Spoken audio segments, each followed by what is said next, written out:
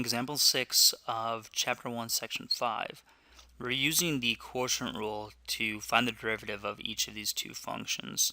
So I've just added in this g of x here, but you can call it whatever you want. So over here, h prime is going to be equal to the bottom, so low, times the derivative of the top, minus low d high minus high, which would be 2x plus 1, derivative or d low, so derivative of the bottom, the denominator, over low or denominator squared.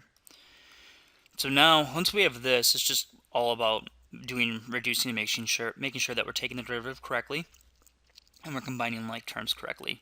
So this is going to be x squared minus 2 times 2, because the derivative of this is just 2, minus 2x plus 1 times the derivative of this, which is just 2x, over x squared minus 2 quantity squared. So this right here is going to be 2x squared minus 4, then minus 4x squared minus 2x when we distribute there, and over x squared minus 2 squared. So I'm going to have, I'm going to pull out a negative out of this whole thing just because it's ugly. Okay. Hang on just one second.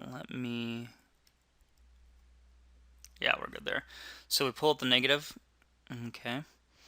And we're going to end up with, see, we normally have negative 2x squared, so I'm just going to write positive 2x squared.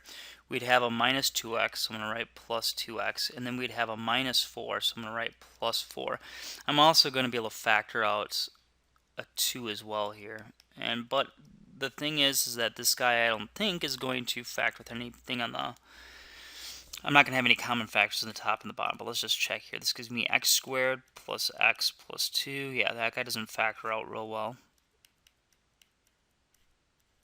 And so we just end up with just this. Now let's take a look at b. So for b, I called it g of x. Again, you can call it whatever you want. But I've got square root of x over 1 plus 3x squared. So g prime is going to be the low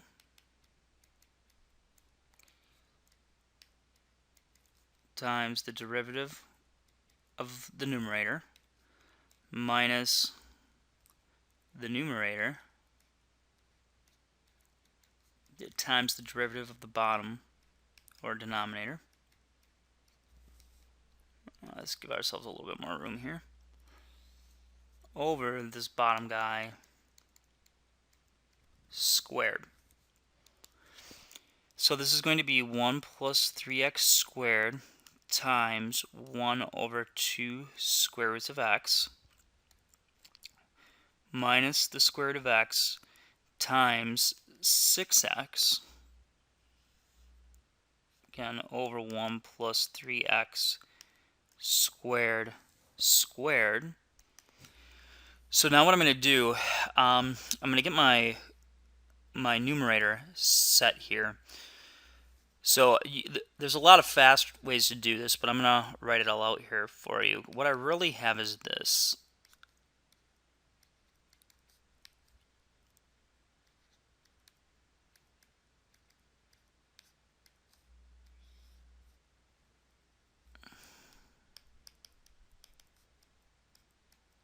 Okay. And so I'm going to get a common denominator up top here. And so that's going to be the following. I've got 1 plus 3x squared over 2 times the square root of x. And I'm going to multiply this guy top and bottom by 2 square roots of x. So it'll be minus 2. Now my x value, I have to be a little bit careful here. Okay, so my x value is just going to be, I'm just going to have x. Yep, you can come on in. Sorry for that interruption. What I would normally do is going to be square root of x times square root of x. It's going to give me just x out, but I have to make sure that x is positive. That's not going to be an issue because I'm going to have this other square root in here. So normally I would put absolute values here, but I'm just going to put regular x times 6x over 2 square roots of x, because I'm already saying here that x has got to be positive given this issue in the domain. So 1 plus 3x squared squared. So now it's this top multiplied by 1 over this guy on the bottom. So what I get is, so I'm going to have a minus 12x squared over 2 square roots of x times 1 plus 3x squared squared. So that'll give me 1 minus 9x squared over 2 square roots of x times 1 plus 3x squared squared. Just like that.